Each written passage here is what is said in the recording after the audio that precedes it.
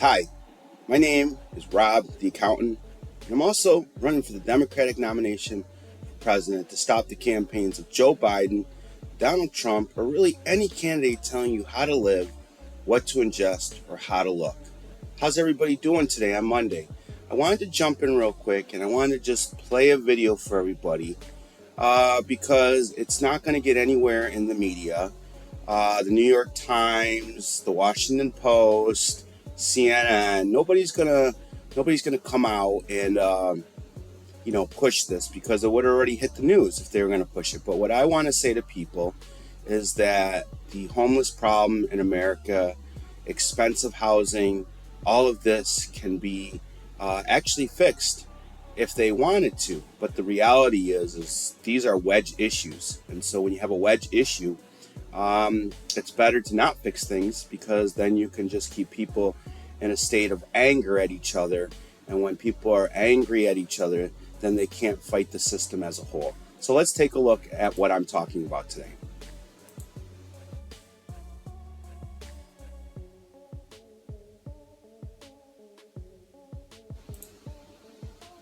A wall is an immorality. It's not who we are as a nation. And this is not a wall between Mexico and the United States that the president is creating here. It's a wall between reality and his constituents, his supporters. He does not want them to know what he's doing to Medicare and Medicaid and Social Security in his budget proposal. He does not want them to know what he's doing to clean air and clean water and the rest in his Department of Interior and of EPA. He does not want them to know how he is hurting them, so he keeps the subject on the wall. He's a master of diversion. We're trying to open up government. We're giving him a mature path to do so, not in our language, but in the Senate language. No, it has nothing to do with politics. It has to do with the wall is an immorality between countries. It's an old way of thinking. It isn't cost effective. And the fact is, as Congresswoman Lucille Robo-Allard said, there are things we could be doing at the ports of entry. First of all, if you want infrastructure, we need more infrastructure at the ports of entry. If you want to detect drugs, as we all do, then there's a technology that can scan these cars coming through. We're spending about $40 million. We should be spending about $300 million to do that. And that's by the Border Control people's own numbers. So there's so many things that we can be doing to maintain who we are as a country. You don't live on the border, maybe some of you do. It's a community with a border going through it. And if they're saying that these drugs and this or that are largely coming through the ports of entry, beef up the ports of entry to do that. But there's no reason. The wall, in my view, is an immorality. It is, again, a waste of money, an opportunity cost to protect the American people. But it is a diversionary tactic on the part of the president. And now he wants to use the shutdown of government as taking these public employees, and not only them, but the people who are served by them, hostage to his wall. Thank you all. So there we have it, folks. There we have it. Let me cut this off here real quick. All right. Oh, sorry about that.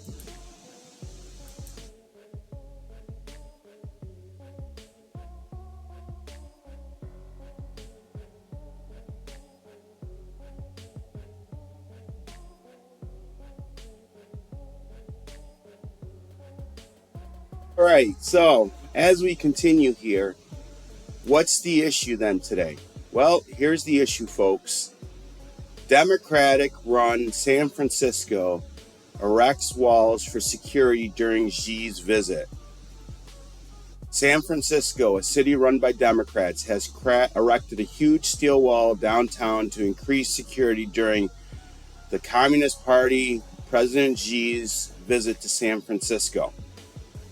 And here we go on a tweet on X or whatever it's called these days from Moron Musk. Asians for Liberty say San Francisco's homeless population was entirely cleared out for Xi. The Gov can easily fix our cities overnight. It just doesn't want to. U.S. taxpayer money is being used to protect the safety of a communist dictator. Let's listen to that one more time. U.S. taxpayer money is being used to protect the safety of a communist dictator. So let's take a look and see if they're going to show us some more of these pictures. No, look at, they're not. They're just going to show us this one. So let's just take this image, and they won't even let me open it in there. Look at that. That's just... So if anybody else has any pictures from San Francisco, but it's just one of those things. It just shows you clear as day that Joe Biden and the Democrats are playing games with your lives. They have the ability to close the border, but they don't. And later tonight, we will be talking about, or I will be talking about, on how President Joe Biden once again seems to continue to go after black, with the mayor of New York City who criticizes him for border policies, to a wonderful lady and her assistant chief of police husband who were fired in Michigan for bringing forward corruption in the housing HUD program. Later today or tomorrow, I'll bring you those two stories so people can see once again that the current Democratic leadership doesn't really care about us or care about you. What they care about is keeping their system in place so they can stay wealthy, so they can have money, and so they can eat better than you. And again, if you can clear out all the homeless people when a dictator arrives, why? He should have to walk all over all those people. Like, we're just making him believe things that are not there, while this guy doesn't like us at all. So it's just great to see that San Francisco can do something about its homeless problems. Governor Newsom can do something about his homeless problems, but it's only when it's going to make them look bad.